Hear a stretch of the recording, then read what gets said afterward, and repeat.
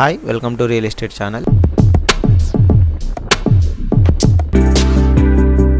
ముందు ఎన్నికల మేనిఫెస్టోని పెట్టి ప్రజాభిప్రాయాన్ని ప్రజల యొక్క తీర్పును కోరడం అనేది మన ఎన్నికల ప్రక్రియలో ఒక విధానం.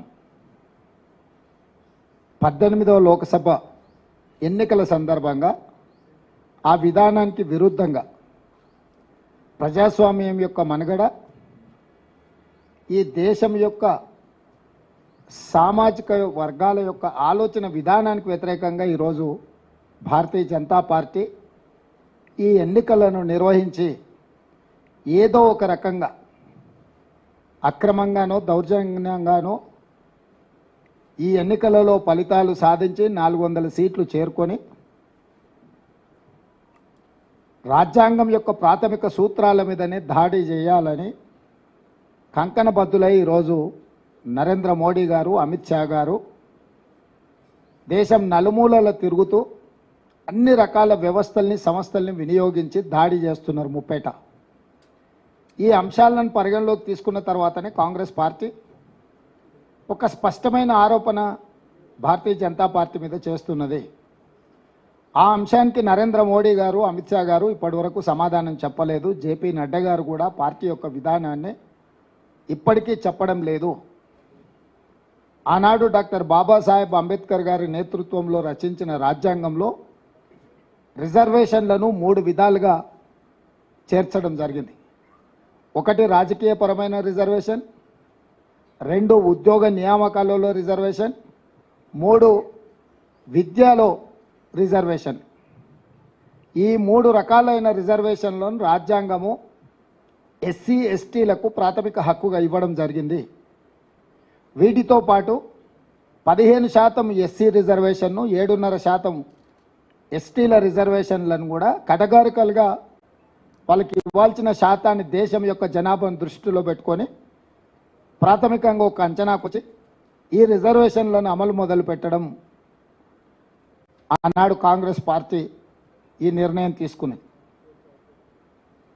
విద్యా ఉద్యోగాలలోనే కాకుండా ఎస్సీ ఎస్టీలకు రాజకీయపరమైన రిజర్వేషన్లను కూడా చట్టసభలలో వాళ్ళ ప్రాతినిధ్యం ఉండాలని శాసనసభలో, లోక్సభలో ఈ రిజర్వేషన్లను అమలు చేస్తూ వచ్చింది.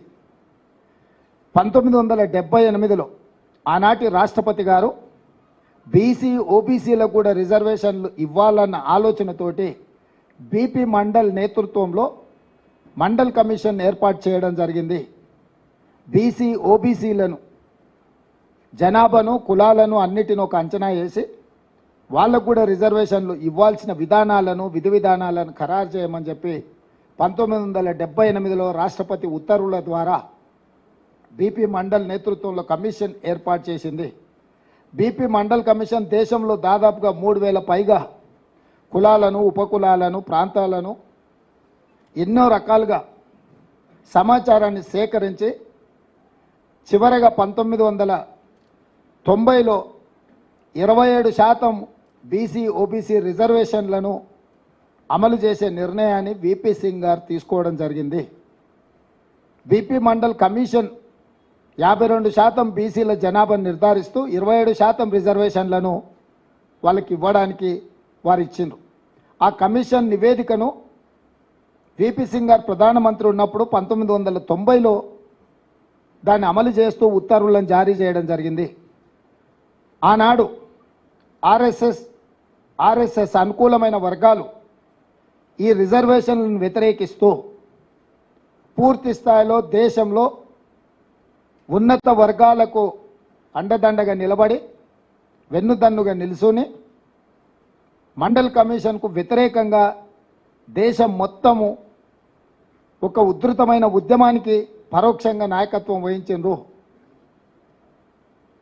అదే సందర్భంలో న్యాయస్థానంలో కూడా వీటిని సవాల్ చేస్తే న్యాయస్థానము 9 మంది జడ్జిలతో కూడుకున్న ధర్మాసనము మండల్ కమిషన్ ఇచ్చిన తీర్పును ఆమోదిస్తూ ఎస్సీలకు 15%, ఎస్టీలకు 7.5%, 22.5% పోను 27% విద్యా ఉద్యోగాలలో బీసీ, ఓబీసీలకు రిజర్వేషన్లు ఇవ్వండి అని తీర్పు ఇవ్వడమే కాకుండా వర్టికల్గా 50% మించకూడదు అనే నిబంధనను కూడా ఆ రోజు ఇంద్రసాహాని వర్సెస్ యూనియన్ ఆఫ్ ఇండియా కేసులో స్పష్టమైన తీర్పు ఇవ్వడం జరిగింది.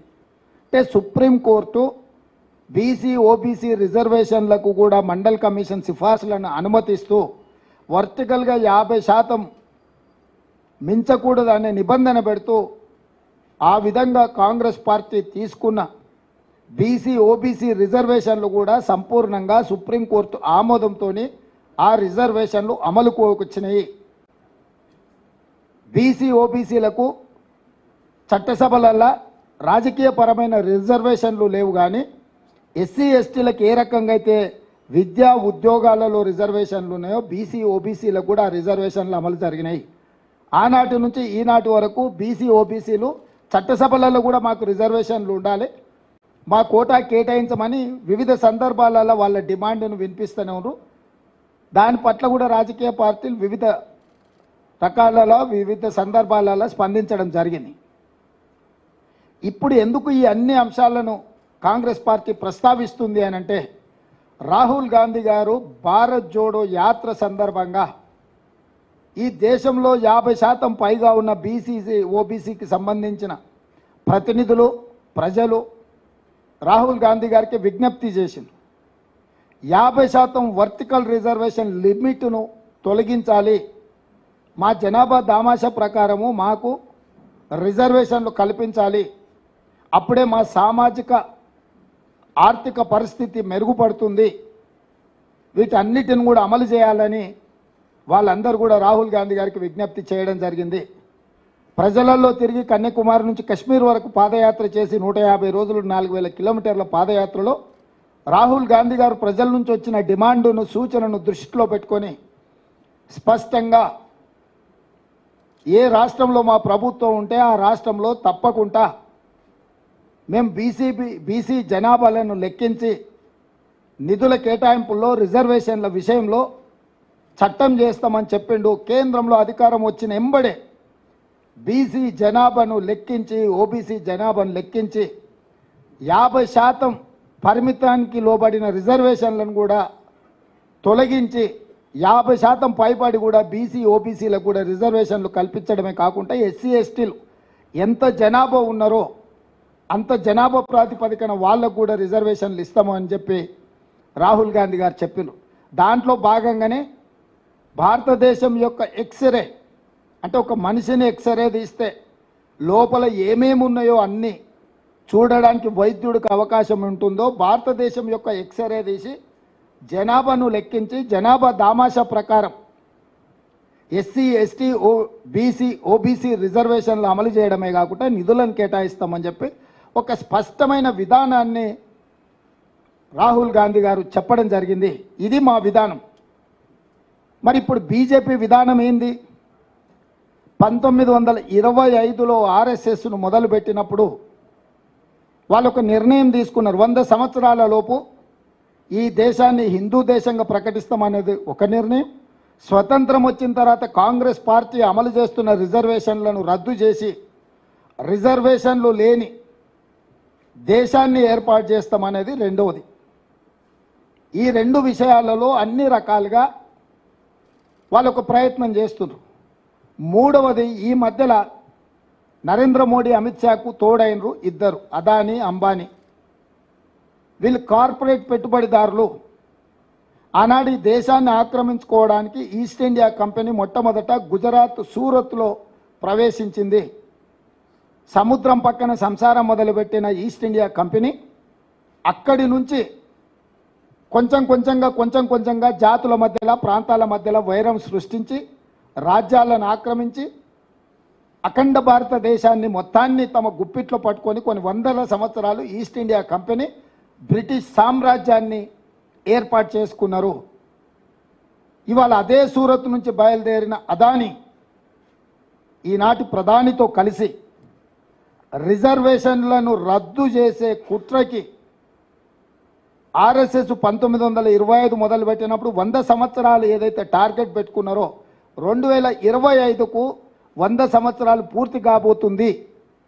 2025 లోపల రాజ్యాంగాన్ని సమూలంగా మార్చి ఆర్ఎస్ఎస్ భావజాలంతో రాజ్యాంగాన్ని సవరించాలన్న ఆలోచనతోటి ఈరోజు అమిత్ షా నరేంద్ర మోడీ గారు దేశ సార్వభౌమాధికారం మీద దాడి చేస్తున్నారు. రాజ్యాంగాన్ని సమూలంగా మార్చాలని కంకణం కట్టుకొని రాజ్యాంగాన్ని మార్చాలి అంటే 2/3 మెజారిటీ కావాలి అంటే 3/2 మెజారిటీ వాళ్ళ సొంతంగా ఉంటే ఇక మిగతా ఇతర రాష్ట్రాలలో శాసనసభలో తీర్మానాన్ని బెదిరించైనా ఆమోదింపజేయడానికి అన్ని రకాలుగా ప్రణాళికలు రచించి ఈరోజు ఎన్నికల బరిలో దిగి 400 సీట్లు గెలుస్తాము, 400 సీట్లు కావాలి అంటున్నారు. ఇస్ బార్ 400 పార్ అనేది ఎందుకు అని అంటే రాజ్యాంగాన్ని పూర్తిగా సమూలంగా మార్చివేసి రిజర్వేషన్లను రద్దు చేసి ఈ భారతదేశాన్ని రిజర్వేషన్ రహిత దేశంగా మార్చాలన్న ఆలోచనతోటి ఈరోజు వాళ్ళు మన మీద దాడి చేస్తున్నారు.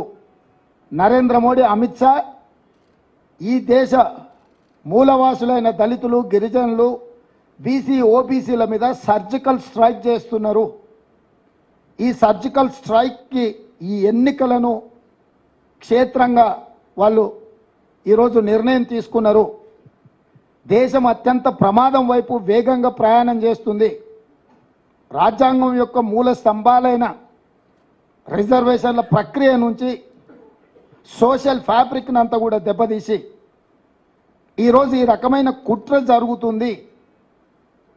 ఈ కుట్రను తిప్పికొట్టడానికి మేము ప్రయత్నం చేస్తుంటే రాహుల్ గాంధీ గారి మీద అమిత్ షా, నరేంద్ర మోడీ గారు అసలు ఏ రకమైన దాడులు చేస్తున్నారంటే కాంగ్రెస్ పార్టీ అధికారంలోకి వస్తే హిందువుల ఆడబిడ్డల మెడలో ఉన్న తాలి పుస్తలు కూడా గుంజుకుంటారు, మీ ఆస్తులను గుంజుకొని ఇతరులకు పంచిపెడతారు, మీకు 2 ఇళ్ళు ఉంటే ఒక ఇల్లు గుంజుకుంటారు.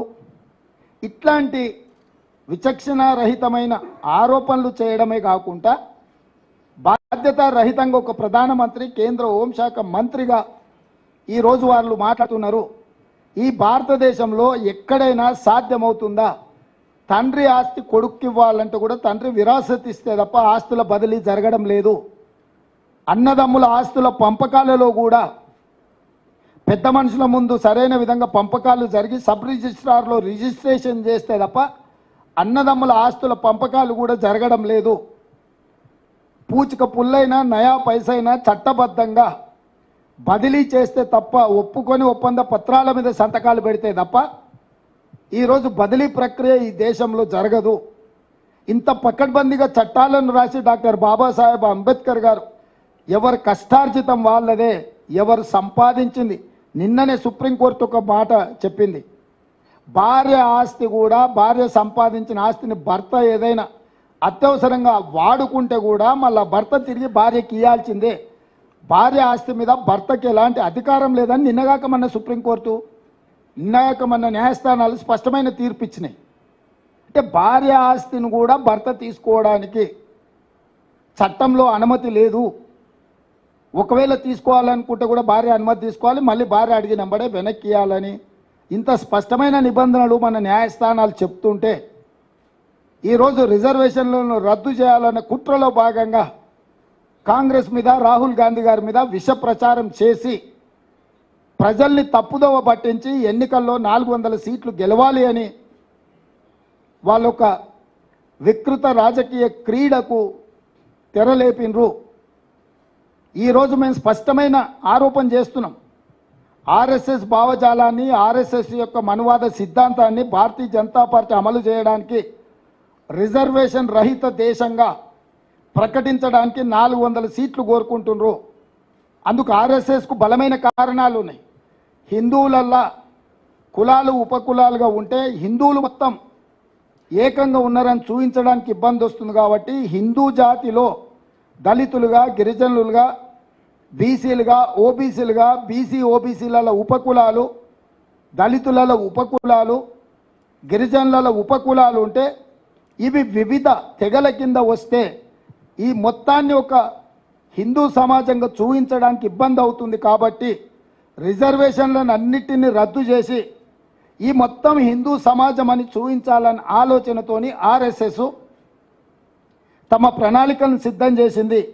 ఆర్ఎస్ఎస్ యొక్క ప్రణాళికను బీజేపీ అమలు చేస్తుంది.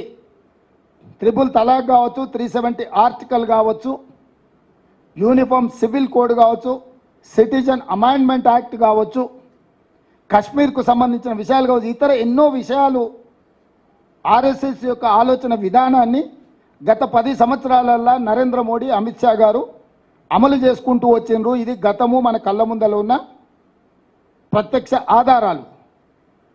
ఇక వాళ్ళు మళ్ళీ వచ్చినా సరే రాకున్నా సరే ఏకంగా రాజ్యాంగం యొక్క సమూలమైన మార్పు చేయాలన్న ఆలోచనతోటి ఈరోజు రిజర్వేషన్లను రద్దు చేసే కుట్ర, రిజర్వేషన్లను రద్దు చేసే విధానాన్ని, తద్వారా దళితులను, గిరిజనులను, బీసీలను, ఓబీసీలను శాశ్వతంగా దెబ్బతీసి కార్పొరేట్ కంపెనీల ముందు కట్టుబానిసలుగా నిలబెట్టాలన్న ఆలోచన. ఇది ఆనాటి ఈస్ట్ ఇండియా కంపెనీ విధానం. ఈనాడు అదానీ, అంబానీల యొక్క కొనసాగింపు విధానం. ఆ కొనసాగింపు విధానాన్ని అమిత్ షా, నరేంద్ర మోడీ గారు స్పష్టంగా అమలు చేస్తున్నారు. కిషన్ రెడ్డి గారు, బండి సంజయ్ గారు లేదా బీజేపీ నాయకులు ఎవరెంత మాట్లాడినా ఎందుకు నరేంద్ర మోడీ, అమిత్ షా గారు మేము ఎస్సీ, ఎస్టీ, ఓబీసీ, బీసీ రిజర్వేషన్లను రద్దు చేయము, ఈ 50% క్యాప్ తొలగించి మేము బీసీ జనాభాను లెక్కించి, బీసీ జనాభాను ఎందుకు లెక్కించాల్సి వస్తుంది? స్పష్టంగా సుప్రీంకోర్టు చెప్పింది. 27% బీసీ రిజర్వేషన్లను పెంచాలి అని అంటే వాళ్ళ జనాభాను లెక్కించి జనాభా ఆధారంగా 27% పెంచండి. టోటల్గా వర్టికల్గా 50% మీరు పైకి పెంచాలి అంటే ఎస్సీ, ఎస్టీ జనాభా ఉన్నది, మిగిలిన బీసీ జనాభాను, ఓబీసీ జనాభాను లెక్కించి ఆ లెక్కల ప్రకారం మీరు 50% పైన రిజర్వేషన్లు పెంచడానికి అవకాశం ఉందని సుప్రీంకోర్టు చెప్పింది. ఇది చారిత్రాత్మకమైన అవసరం బీసీ జనాభా లెక్క కట్టడం. ఎందుకు అనంటే బీసీ, ఓబీసీ రిజర్వేషన్లను 27% నుంచి పైకి పెంచాలి అని అంటే వాళ్ళ జనాభాను లెక్కించాలి. వాళ్ళ జనాభాను లెక్కించినప్పుడు మాత్రమే రాజ్యాంగం కానీ, సుప్రీంకోర్టు కానీ వాళ్ళ రిజర్వేషన్లను 27% నుంచి పైకి పెంచడానికి అవకాశం ఉంటుంది. దాన్ని దృష్టిలో పెట్టుకునే కాంగ్రెస్ పార్టీ ఈరోజు బీసీ జనాభాను లెక్కించాలి, బీసీ జనాభాల దామాష ప్రకారం రిజర్వేషన్లు పెంచాలి అని మేమంటుంటే, ఒకవేళ ఆ లెక్కలు పెడితే రిజర్వేషన్లను పెంచాల్సి వస్తుంది. మేము రిజర్వేషన్ల రద్దు విధానానికి ఇది విఘాతము అని చెప్పి ఈరోజు బీజేపీ కుట్ర చేసి బీసీ జనాభాను లెక్కించకుండా ఈ దేశంలో ఉన్న అన్ని రిజర్వేషన్లను రద్దు చేయాలని కుట్ర జరుగుతుంది. ఎక్కడ కూడా ఈరోజు వరకు ఏ రాష్ట్రంలో కూడా నరేంద్ర మోడీ గారు, అమిత్ షా గారు ఎస్సీ, ఎస్టీ, బీసీ, ఓబీసీ రిజర్వేషన్లు రద్దు చెయ్యము, వాళ్ళ జనాభా దామాష ప్రకారం రిజర్వేషన్లు పెంచుతామని ఎక్కడ కూడా మాట్లాడడం లేదు. ఈరోజు మేము చేసే ఆరోపణ మీద కూడా ఎక్కడ కూడా వాళ్ళిద్దరు స్పందించడం లేదు. స్థానిక నాయకులు ఏదేదో కల్లిపల్లి కబుర్లు చెప్పుకుంటా తిప్పుకుంటూ వచ్చి ఏదో ఒక విధంగా ఈ ఎన్నికల్లో బయటపడితే చాలన్న విధంగా ఆపద మొక్కులు మొక్కుతున్నారు. ఇవాళ కిషన్ రెడ్డి గారే కాదు, ఈటల రాజేందర్ గారు కూడా ఒక్క మాట మాట్లాడతలేడు. లెఫ్ట్ భావజాలం అన్నాడు, తానేదో పోరాటాలు చేసిన అన్నాడు. ఇవన్నీ బాగానే ఉన్నాయి. ఈరోజు జరుగుతున్న దాడి మీద, రాజ్యాంగాన్ని మార్చే విధానం మీద ఎందుకు కిషన్ రెడ్డి గారు, ఈటల రాజేందర్ గారు, బండి సంజయ్ గారు మాట్లాడడం లేదు అంటే వాళ్ళకి తెలుసు స్పష్టంగా వాళ్ళ పార్టీ యొక్క విధానం. ఎంతసేపు ఉన్నా తప్పించుకోవాలన్న ఆలోచనలే ఉన్నారు తప్ప ఇది తప్పు, ఈ రిజర్వేషన్లను మేము రద్దు చేయము, మేము నరేంద్ర మోడీతో, అమిత్ షాతో చెప్పిస్తామని ఎందుకు చెప్పడం లేదు? నిన్నటికి నిన్న సిద్దిపేటకు అమిత్ షా గారు వచ్చారు, ఎందుకు ఒక్క మాట అయినా మాట్లాడిండా? వారు రాకంటే ముందు నుంచే మేము స్పష్టమైన ఆరోపణ చేస్తున్నాం. ఒక రాష్ట్ర ముఖ్యమంత్రిగా, పార్టీ అధ్యక్షుడిగా స్పష్టమైన నిర్దిష్టమైన ఆరోపణ బీజేపీ మీద నేను చేస్తున్నా. ఈ రాష్ట్రానికి వచ్చే ఏ బీజేపీ నాయకుడైనా మొట్టమొదట ఉన్న రిజర్వేషన్లను రద్దు చేయము, జనాభా లెక్కించి బీసీ, ఓబీసీ రిజర్వేషన్లు పెంచుతామని ఎందుకు బీజేపీ చెప్పడం లేదు?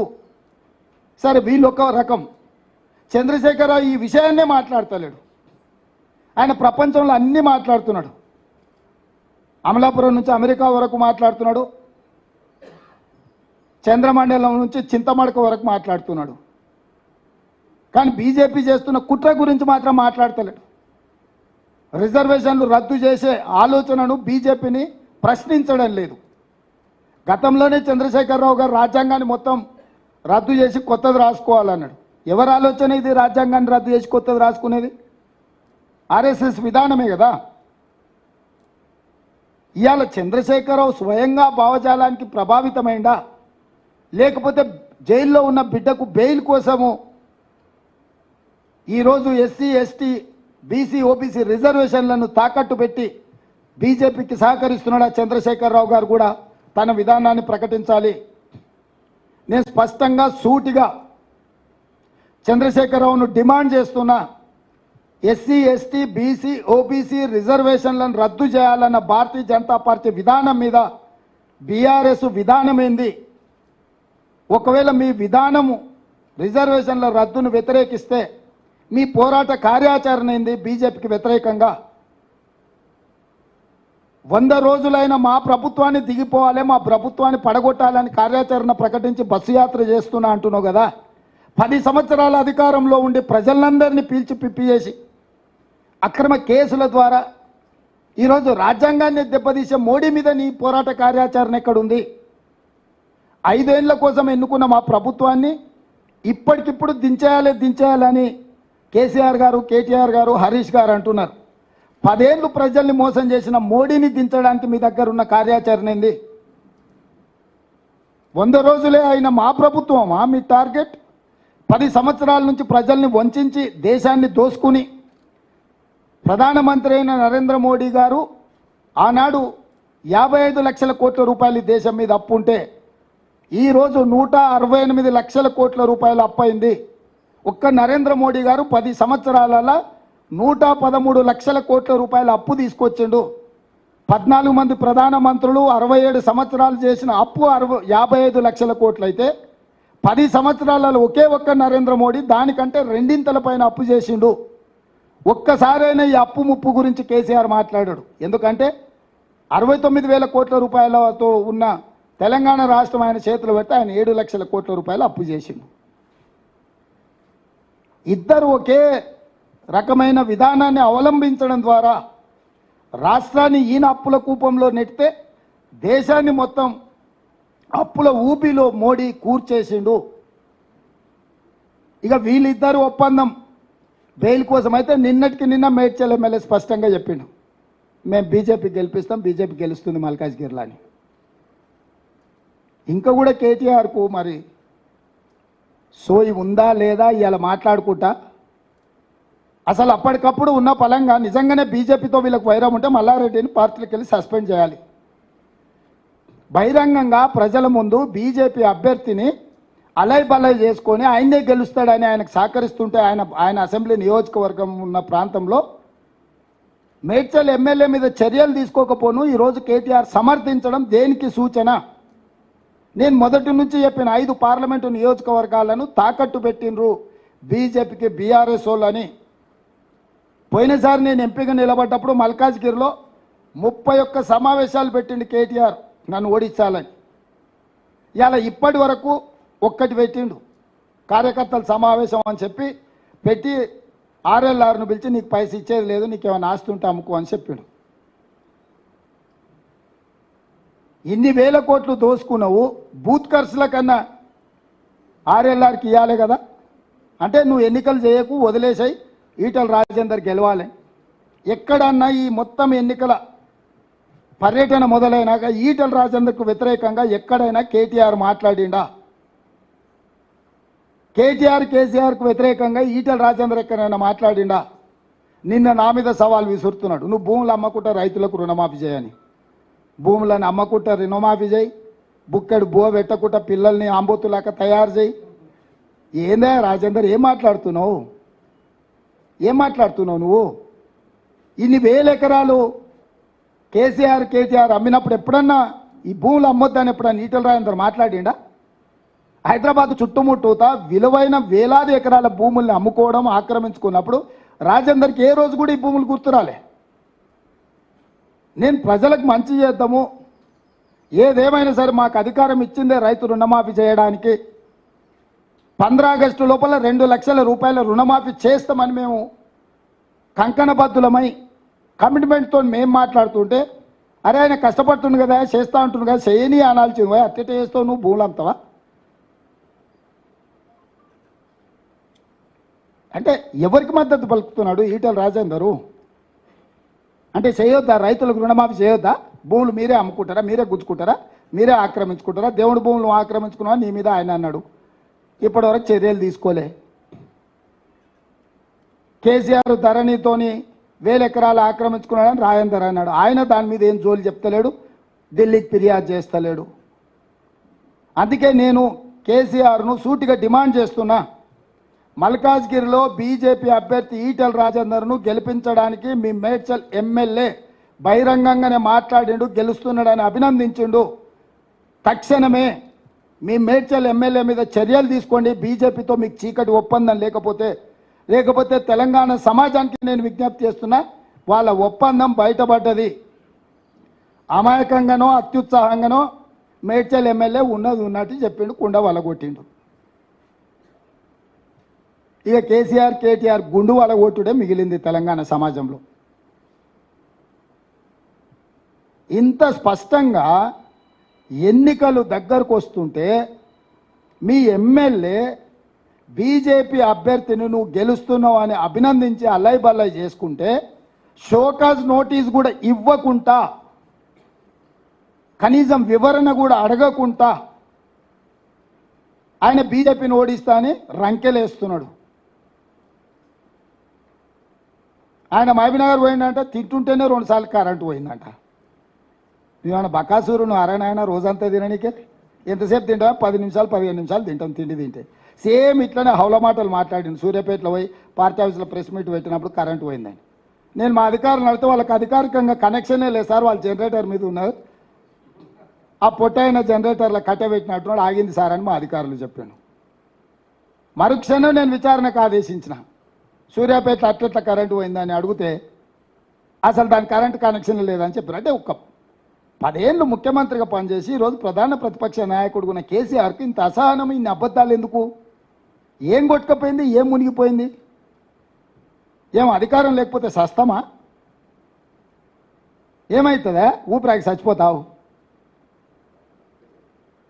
అసలు ఏమన్నా 10 ఏళ్ళు దేశాన్ని బట్టి పీడించిన మోడీని ఎట్లా ఓడగొట్టాలనో బాధ్యత లేకుండా 100 రోజులలో 5 గ్యారెంటీలు అమలు చేసి ఈరోజు 2 లక్షల రుణమాఫీ ఖచ్చితంగా అమలు చేస్తామని మేం చెప్తుంటే, అరే పిల్లగాడేదో తిప్పల పడుతున్నాడు, చేయని చూద్దాం, ఒక 6 నెలలు సంవత్సరం సంసారం చేయని, పిల్లనో పిల్లగాడో పుట్టని అని అంటాడు ఎవడన్న పెద్దోళ్ళు. కడపకాడ అడ్డం పట్టుకున్నట్టుంది నా వ్యాపారం. ఏంది జరగవద్దు, ఏంది ఉండొద్దు, ఏం పోయే కాలము, ఏంది దుర్మార్గము? అందుకే తెలంగాణ సమాజానికి విజ్ఞప్తి చేస్తున్నా, ఎస్సీ ఎస్టీ బీసీ ఓబీసీ రిజర్వేషన్లు ఉండాలి అని మీరు అనుకుంటే కాంగ్రెస్ గెలవాలి. ఎస్సీ ఎస్టీ బీసీ ఓబీసీ రిజర్వేషన్లు రద్దు కావాలి అనుకుంటే బీజేపీకి ఓటు వేయాలి. మైనారిటీలను నెత్తి మీద పెట్టుకొని ఊరేగుతాన కేసీఆర్ ఇలా బహిరంగంగానే అమిత్ షా ప్రత్యక్షంగా చెప్పిండు రద్దు చేస్తా అని. దాని మీద కూడా ఇంతవరకు కేసీఆర్ స్పందించలే. 4% 12% చేస్తా అని ఊదరగొట్టిండు. ఉన్నాయి రద్దు చేస్తా అని వాళ్ళు డంకా బజాయించి తెలంగాణకు వచ్చి చెప్పారు. ఆడిడే చెప్పలే, ఈడికే వచ్చి చెప్పారు. దాని మీద కూడా కేసీఆర్ పల్లెత్తు మాట మాట్లాడతలేడు. దీన్ని బట్టి ఈ వర్గాలన్నీ కూడా ఆలోచన చెయ్యాలి. మేం కార్పొరేట్ కంపెనీలకు వ్యతిరేకము. అదానీ అంబానీలు ఈ దేశాన్ని దోచుకోవడం, ఈ దేశం యొక్క ప్రభుత్వాల మీద ప్రభావితం చేసి లక్షల కోట్ల 60 లక్షల కోట్ల రూపాయల ఆస్తులు మేము జమ చేస్తే నరేంద్ర మోడీ అమిత్ షా వాటిని 6 లక్షల కోట్లకు తెగనమ్ముకున్నారు. బిఎస్ఎన్ఎల్ ఎల్ఐసి నుంచి మొదలు పెడితే రైల్వేస్ కానీ, ఎయిర్పోర్ట్లు కానీ, పోర్టులు కానీ, నేషనల్ హైవేస్ కానీ ఇవన్నీ కూడా మేము సంపాదించి పెడితే, తాత ముత్తాతల నుంచి స్థిరాస్తులను మేము చేసి పెడితే ఈరోజు పల్లి బఠానీలకు మోడీ అమిత్ షా అమ్ముకుంటున్నారు. అందుకే ఈ విధానాలను కూడా మేము వ్యతిరేకిస్తున్నాం. ఈ ఎన్నికల్లో తెలంగాణలో లెక్క పక్కా 14 సీట్లు నెగ్గాలి అనే విధానంతో ప్రజలు నిర్ణయం తీసుకోవాలి. మేము స్పష్టంగా ప్రజలకు విజ్ఞప్తి చేస్తున్నాం. మళ్ళొక్కసారి ఎస్సీ ఎస్టీ బీసీ ఓబీసీ రిజర్వేషన్లు రద్దవ్వాలి అని అంటే బీజేపీకి ఓటేయండి. ఎస్సీ ఎస్టీ బీసీ ఓబీసీ రిజర్వేషన్లు ఉండాలి, వాటిని పెంచాలి అని అంటే కాంగ్రెస్ పార్టీని గెలిపించండి. ఉన్న వాటికి రక్షణ కల్పిస్తాం, కొత్త వాటిని పెంచి మీకు పంచిపెడతాం.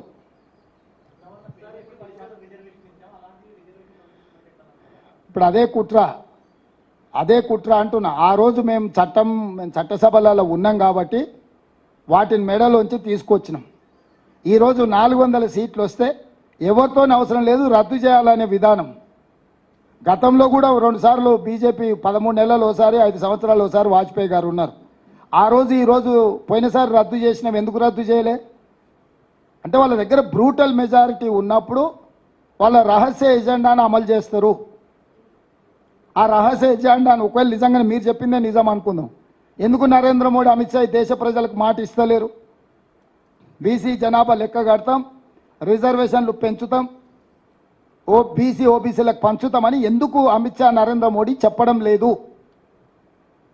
ఇప్పుడు స్పష్టం కదా, నరేంద్ర మోడీ గారు అమిత్ షా గారు స్పష్టంగా వేదికల మీద నుంచి బీసీ జనాభా లెక్క కట్టి సుప్రీంకోర్టు తీర్పుకు అనుకూలంగా రిజర్వేషన్లు పెంచుతాం, పేదలకు పంచుతాం అని ఒక మాట చెప్తే అసలు ఈ అనుమానాలకే తావులేదు కదా. మీ ఎన్నికల మేనిఫెస్టోలన్నా పెట్టాలి కదా. ఇది ఎన్నో విషయాలు ప్రస్తావించారు, అబద్ధాలన్నీ. ఎందుకు ఎన్నికల మేనిఫెస్టోలో పెట్టలేదు? పోనీ ఇప్పుడు చెప్పమని కిషన్ రెడ్డి అని, బండి సంజయ్, ఈటల రాజేందర్ బీసీ జనాభా లెక్క కట్టి రిజర్వేషన్లు పెంచుతారా పెంచరా?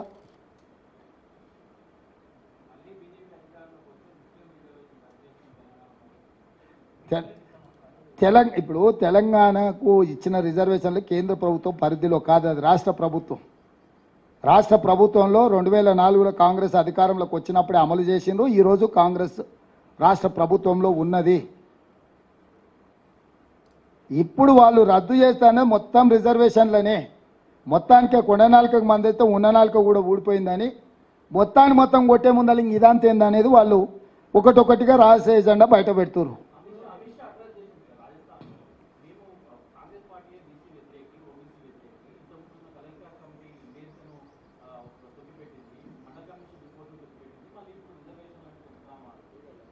పదేళ్ళు మీరు అధికారంలో ఉన్నారు.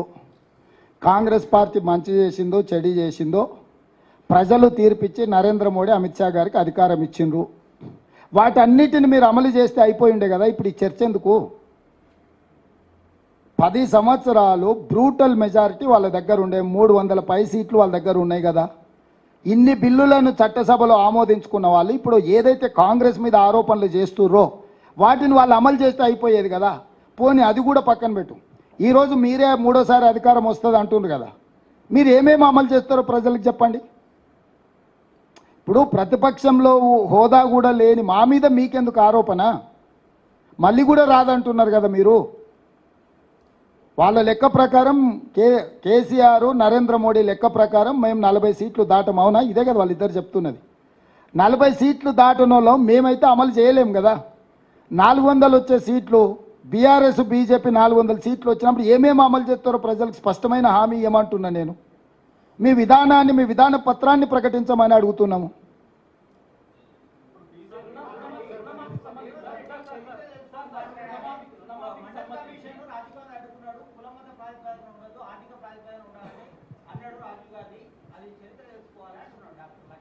ఇప్పుడు లక్ష్మణ్ ఏమన్నాడు, కిషన్ రెడ్డి ఏమన్నాడు అనేది లెక్కలేదు.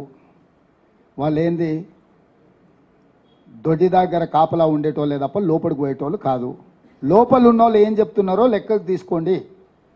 లోపల ఉన్నోళ్ళు స్పష్టంగా రద్దు చేస్తామంటున్నారు. రద్దు చేయకపోతే లోపల పెత్తనం చెలాయించే వాళ్ళతోని మీ విధానాన్ని ప్రకటింపజేయమని అడుగుతున్నాం మేము.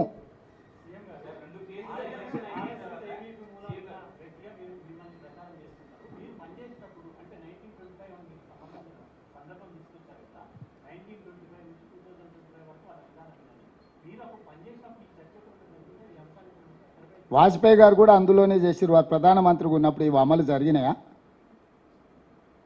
ఏ విధానమైనా మనతోని చర్చించాల్సిన అవసరం లేదు. చరిత్ర డాక్టర్ బాబాసాహెబ్ అంబేద్కర్ గారు గొప్ప వ్యక్తి, ప్రజాస్వామిక వాది అని మనం అంటున్నాం. మనం ఆయనతో కలిసి పనిచేసినామని కాదు. ఆయన విధానాలను మనం చూసుకుంటూ వారు మనకు అందించిన ఆదర్శాలను చూసుకుంటూ మనం మాట్లాడుతున్నాము. ఈరోజు ఇది రేవంత్ రెడ్డికి ఎవరితో పరిచయం ఉంది, రేవంత్ రెడ్డితో ఎవరు కలిసి పనిచేసింది అనేది ఇక్కడ చర్చ కాదు. ఆ సంస్థ యొక్క విధానము, ఆ రాజకీయ పార్టీ యొక్క మేనిఫెస్టో. సో ఇక్కడ వ్యక్తుల ప్రస్తావన కాదు, ఇక్కడ సంస్థలు ఏం నిర్ణయం తీసుకుంటే సంస్థల యొక్క విధానం మీద మనం చర్చ చేసుకుంటున్నాము. ఇవాళ ఎక్కడ కూడా నిర్దిష్టమైన ఆరోపణ చేస్తున్నప్పుడు నరేంద్ర మోడీ గారు, అమిత్ షా గారు వివరణ ఇవ్వడం లేదు.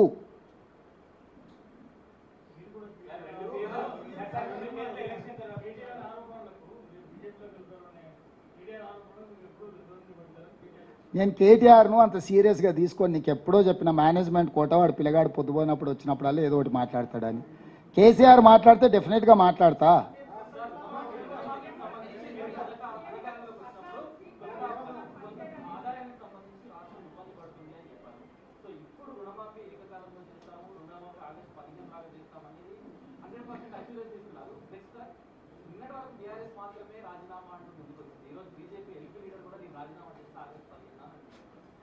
నేను అదే అంటున్నా, నాకు సంతోషం. సిద్దిపేటకు ఇంకా మిగతా ఎవరెవరు రాజీనామాలు చేస్తారో ఆ ప్రాంతాలకు పట్టిన శని పీడ విరగడవుతుంది. 15 ఆగస్టు లోపల రుణమాఫీ చేసి తీరుతా. జూబ్లీహిల్స్లో ఉన్న పెద్దమ్మ సాక్షిగా నేను మీకు మాట ఇస్తున్నా. ఒకవేళ ఎవరైనా దీని మీద నమ్మకం లేని మీడియా మిత్రులు కూడా ఎవరైనా రాజీనామా చేస్తామంటే కూడా మంచిదే.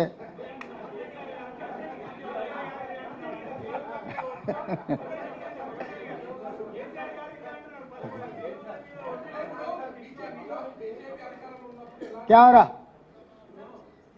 आशीष?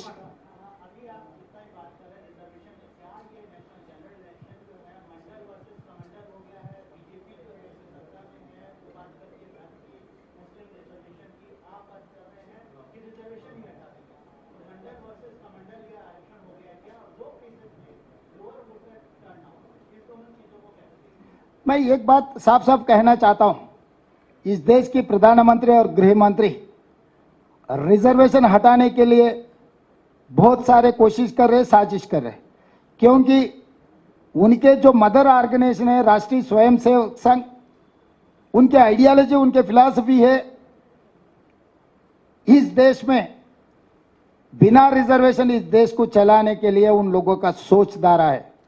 इसीलिए आज वो आरएसएस के जितने भी ट्रिपल तलाक, 370 article, citizen amendment act, uniform civil code, जितने सारे उन लोगों का जो एजेंडा था पूरा इस लोकसभा में 16th एंड 17th लोकसभा में बिल्स पास किए नरेंद्र मोदी जी और अमित शाह. अब बच गए एक ही, रिजर्वेशन हटाने का. वो 18 लोकसभा में 400 सीट जीतकर 2/3 मेजॉरिटी लेकर और रिजर्वेशन निकालने के लिए ये लोग इसीलिए आज पूरा देश में घूम घूम कर इस बार 400 पार. भाई सरकार चलाने के लिए आपको सिंपल मेजॉरिटी बस है 272. पिछले बार 300, 302, 303 मिला हुआ है. अभी 400 इसीलिए पूछ रहे हैं कि 2/3 मेजॉरिटी लेकर रिजर्वेशन हटाने के लिए. हम लोग सीधा सीधा भारतीय जनता पार्टी के ऊपर आरोप लगा रहे कि आप लोग रिजर्वेशन हटाने वाले हैं, इसीलिए बीसी ओबीसी जनता की गिनती आप खिलाफ कर रहे हैं. क्योंकि मंडल कमीशन रिकमेंडेशन के हिसाब से supreme court 9 members bench, constitutional bench 8 judgment दिया हुआ है. अगर 27% से ओबीसी बीसी रिजर्वेशन बढ़ाना है तो पहले जनाभा की गिनती करो, उसके बाद आप रिजर्वेशन बढ़ा दो. 50% वर्टिकल रिजर्वेशन से अगर आगे जाना है तो बीसी ओबीसी जनता को गिनती करने के बाद ही करने के लिए पाबंदी लगाए सुप्रीम कोर्ट ने. इसीलिए कांग्रेस पार्टी, राहुल गांधी जी ये वादा किया, हर प्रदेश में कांग्रेस पार्टी सत्ता में है तो प्रदेश में हम बीसी ओबीसी का जनता गिनती करेंगे. केंद्र में सरकार बनाते ही पूरा ओबीसी बीसी का जनता गिनती कर कर वो हिसाब से हम रिजर्वेशन बढ़ाने के लिए वादा किए. इसीलिए भारतीय जनता पार्टी डर गए. जो आरएसएस का एक्चुअल आइडियोलॉजी जो शुरुआत की है 1925 में आरएसएस, डॉक्टर केशवराव बलिराम हेगडेवर, 100 इयर्स में इस देश को हिंदू देश बनाने का और आज़ादी मिलने के बाद जो रिजर्वेशन दिया हुआ है डॉक्टर बाबा साहेब अम्बेडकर, उसके बाद आरएसएस ने रिजर्वेशन हटाने का अमेंडमेंट कर लिए। 100 साल अभी 2025 पूरी होने वाले हैं। 100 साल के अंदर जो बात की है वो लागू करने के लिए आज कोशिश कर रहा है। इसीलिए इस देश जनता को जागरण होने का मौका आगे, एक काली सरकार बनाने के लिए, सरकार चलाने के लिए कोशिश नहीं कर रहे। इस देश लूटकर अदानी अंबानी को बांटने के लिए कोशिश नहीं कर रहे। इस देश को और संविधान को बदलाने के लिए साजिश चल रहे। इसको रोकने का जिम्मेदारी हर नवयुवता के ऊपर है। इसीलिए हम लोग कोशिश कर रहे याद दिलाने के लिए इन लोगों के सोच धारा कैसे है, ये लोग आगे क्या करने वाले हैं। आप सब लोग सोचकर इस देश में क्या होने वाले है पूरा सोचकर आप वोट दे दीजिए। पोलिंग परसेंट, कभी भी पोलिंग परसेंटेज कहीं कम हो रहा बोले तो सरकार के ऊपर नाराज है तो लोग पोलिंग परसेंटेज, क्योंकि भरोसा टूट गए सरकार के खिलाफ, अगर लोग कुछ बोले तो पोलिंग परसेंटेज में दिखता है। इसीलिए मेरे ख्याल से जहां सेकंड फेज ऑफ पोलिंग जो कम हुई, उसके जिम्मेदारी नरेंद्र मोदी, अमित शाह उठाना है।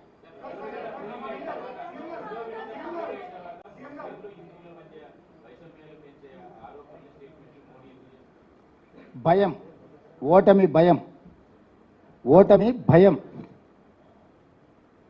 నరేంద్ర మోడీ గారు భాషల మధ్య, మతాల మధ్య, ప్రాంతాల మధ్య చిచ్చు పెట్టి తద్వారా రాజకీయ ప్రయోజనం పొందాలనే ప్రయత్నం చేస్తుండ్రు.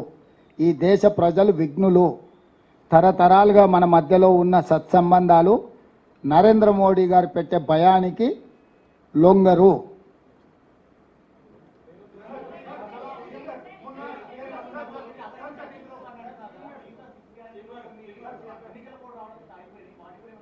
వచ్చే అసెంబ్లీలో బడ్జెట్ పెట్టేటప్పుడు టోటల్గా మన ఓటాన్ అకౌంట్ బడ్జెట్ పెట్టినాం. జనరల్ బడ్జెట్లో అన్ని వివరాలు మీతో చర్చిస్తాం.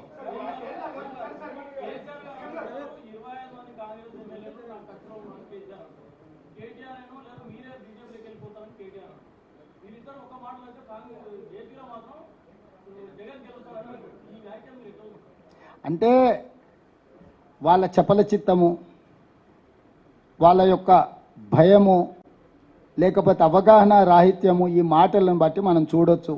అసెంబ్లీలో సమస్యల మీద చర్చిద్దామంటే చంద్రశేఖరరావు పారిపోయిండు.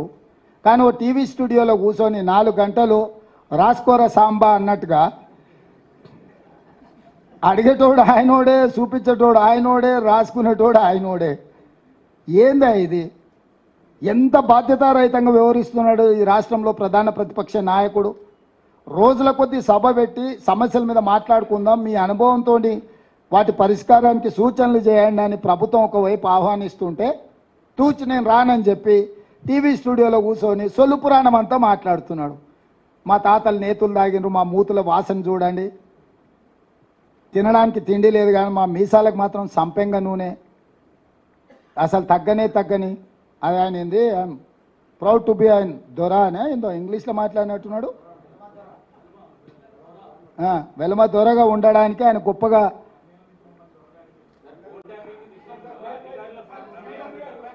అదే చెప్తున్నా. దొరలని పిలుస్తుర్రు కాబట్టి బండకేసి కొట్టిర్రు, ఇంకా కూడా బల్పు తగ్గలే. మంచిది, అట్లనే కానీ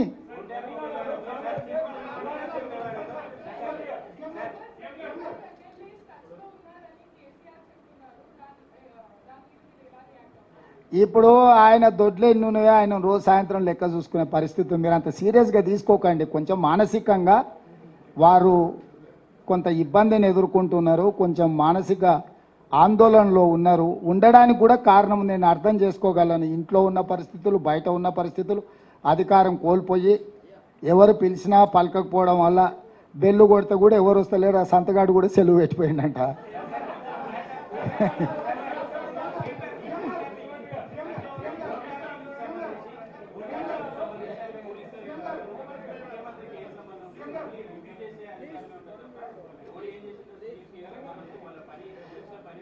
నాకు తెలియదు, ఇంకా దాని మీద పూర్తి వివరాలు నేను తీసుకోలేదు. తప్పకుండా ఆ వివరాలను కూడా బడ్జెట్ సమావేశాల సందర్భంగా విచారణ పూర్తి చేసి అధికారులు నివేదిక ఇచ్చిన తర్వాత మాత్రమే నేను మాట్లాడగలను. ఎందుకంటే బాధ్యత కలిగిన ముఖ్యమంత్రిగా హోంశాఖ కూడా నా దగ్గరనే ఉంది. విచారణ జరుగుతున్నప్పుడు అర్ధాంతరంగా ఆదరబాదరగా ఎవరి మీదనో ఆరోపణ చేయాలనో ఎవరినో గందరగోళపరచాలన్న ఆలోచన నాకు లేదు. అధికారులు విచారణ చేస్తుర్రు. ఏం జరిగింది, ఏం జరగబోతుందని అధికారులు నాకు నివేదిక ఇచ్చే వరకు నేను ఎలాంటి స్పందన ఈ టెలిఫోన్ ట్యాపింగ్ విషయంలో చెప్పదలుచుకోలేదు.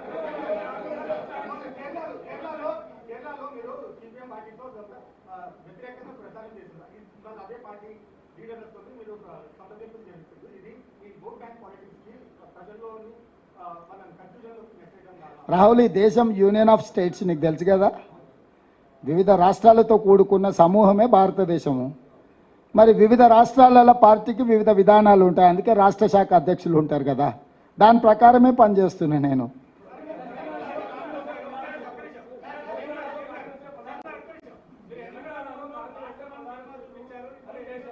కేసీఆర్ డెఫినెట్గా అంటాడు, ఎందుకంటే మోడీని మెప్పించాలి, అమిత్ షాను ఒప్పించాలి బిడ్డ బెయిల్ కోసం.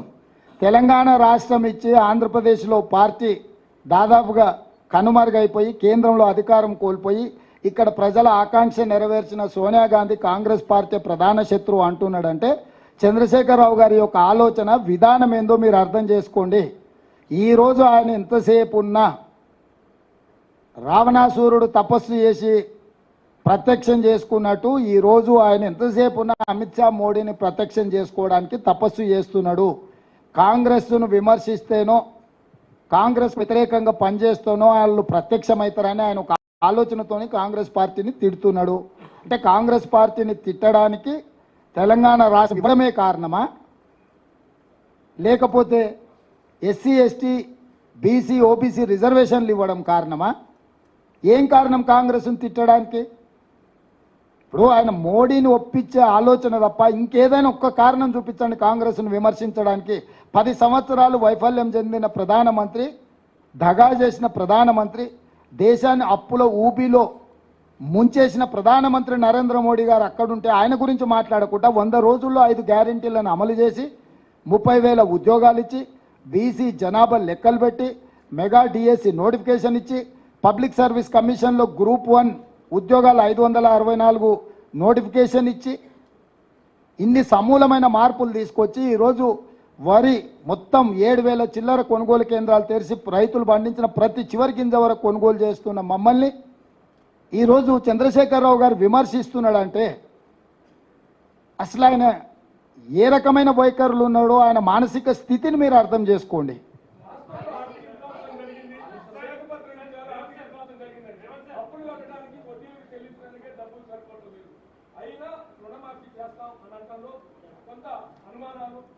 ఇప్పుడు నేను అధికారం చేపట్టినాడు డిసెంబర్ 7 తారీఖు నాడు 7 లక్షల కోట్ల అప్పుతో బయలుదేరినాము.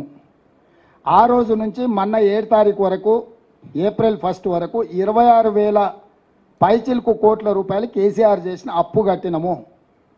ఆర్థిక నియంత్రణ దుబారా తగ్గింపు ద్వారా పన్నులు రావాల్సిన వాటిని రాబట్టుకోవడం ద్వారా ఆర్థిక క్రమశిక్షణ, ఆ క్రమశిక్షణలో భాగంగానే ప్రభుత్వ ఉద్యోగులకు పెన్షన్దారులకు అవుట్సోర్సింగ్ కాంట్రాక్టు ప్రతి ఒక్కరికి 1 తారీఖు నాడు జీతాలు ఇస్తున్నాము. ఆర్థిక క్రమశిక్షణను పాటించడమే కాకుండా రాష్ట్రం యొక్క ఆదాయాన్ని పెంచుకోవడం ద్వారా రుణమాఫీ ఎట్లా చేయాలనో నా దగ్గర పకడ్బందీ ప్రణాళిక ఉంది. 15 ఆగస్టు ఎంతో దూరం లేదు.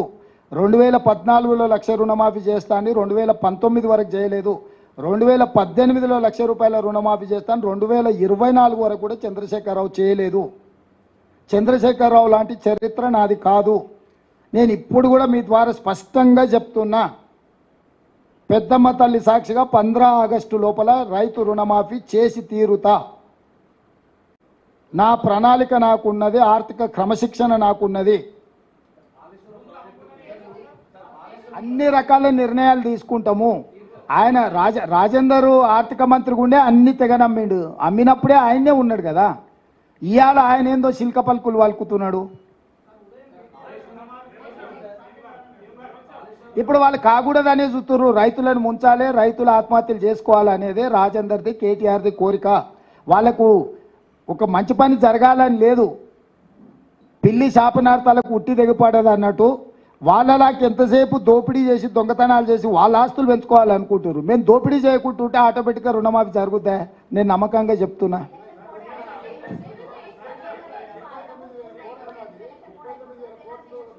ఇక ఆయన అన్నీ చెప్తాడమ్మా. ఆయన ఏమైంది? ఆయన పాయింట్ ఎందుకు వేసుకున్నాడమ్మా? డ్రాయర్ మీద ఎందుకు తిరుగుతలేడు? ఎందుకు తిరుగుతలేడు? ఇట్లాంటి తిక్క మాటలకు తల తిక్క సమాధానాలు తప్పేమన్నా ఉందా? స్వామి ఒక్క నిమిషం బోలో.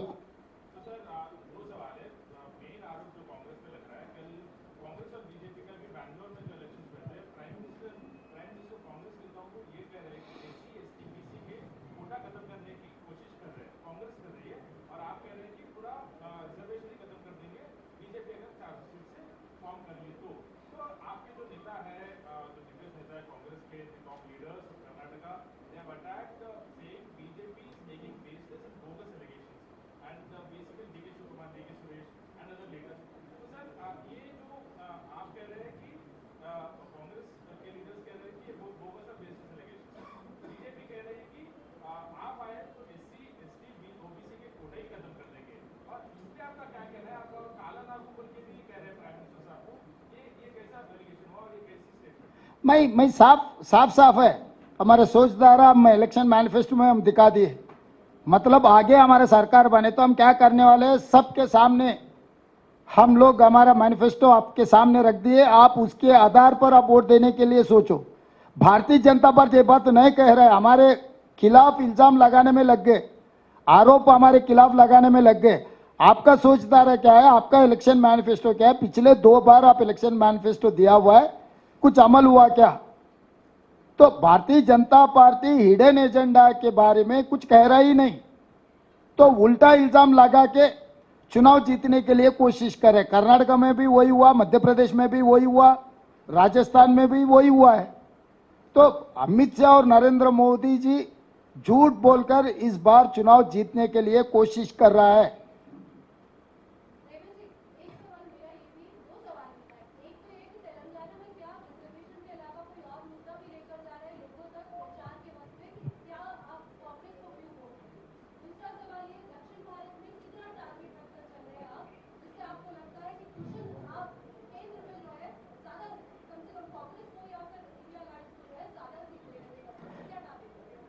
अभी का भारतीय जनता पार्टी के खिलाफ 2 इलेक्शन मैनिफेस्टो में जो कहा था हर साल 2 करोड़ नौकरी देने के लिए, 10 साल में 20 करोड़ नौकरी देने का था वादा किए, मगर वही लोकसभा में मेरे ही प्रश्न को जवाब दिए 7,21,000 की चिल्लर नौकरी दिया हुआ है.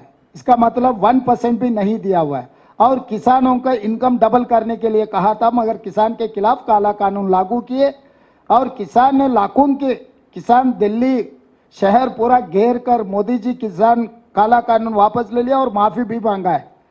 और जनधन खाता में स्विस बैंक में जो काला धन है वापस ले आकर हर गरीब के खाता में 15 लाख रुपए डालने के लिए मोदी वादा किया था 100 दिन में.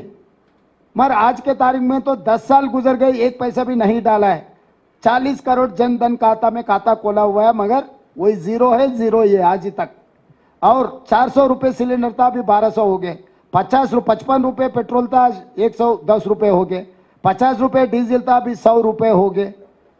और सरकार नौकरी 30 लाख खाली पड़ा हुआ है.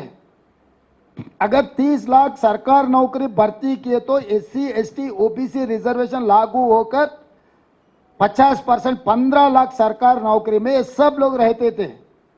उन लोगों को नौकरी नहीं देना, रिजर्वेशन खत्म करने के बाद ही वो भर्ती करने के लिए आज साजिश चल रहे.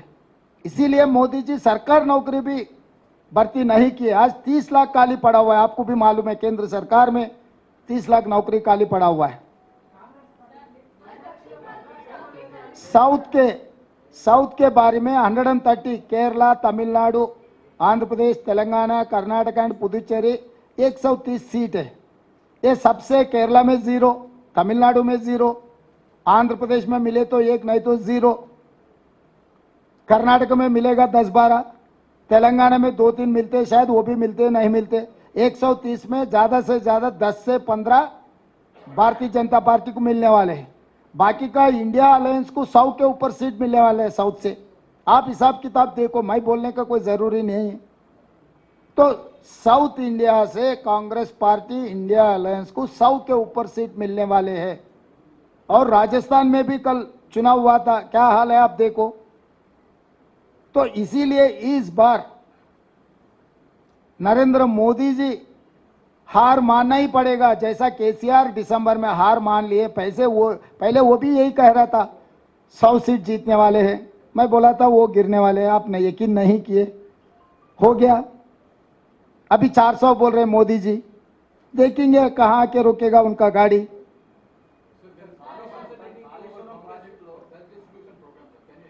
Sir please.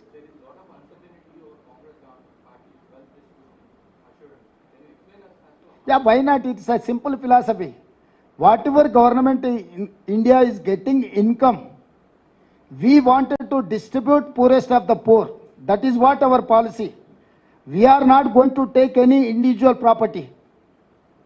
Again, I'm assuring you, every individual is having their constitutional protection. No one can snatch anyone's property, including father property, son cannot snatch. Brother property, younger brother cannot snatch. Husband property, wife or wife property, husband cannot snatch. The constitutional protection is there. It is very simple, our stand, our agenda, our future plan is, it is very simple. We wanted to increase wealth in the government of India. We wanted to distribute that wealth equally, poorest of the poor, SC, ST, BC and OBC and women and minority. We wanted to distribute equally. But whereas BJP agenda is, it is very simple. They wanted to give only 2 persons who is close associates of Pradhan Mantri and Grih Mantri, Adani, Ambani, and 1 or 2 more corporates from Gujarat. So they have given 30 lakh crores bank loans waived for corporate sector. So how come BJP is going to claim they are doing some welfare for poorest of the poor? They have not waived farmers loan. They have not given any loans to unemployed youth. They have not given any loans to education loans. But they have waived 30 lakh crore loans to corporate companies.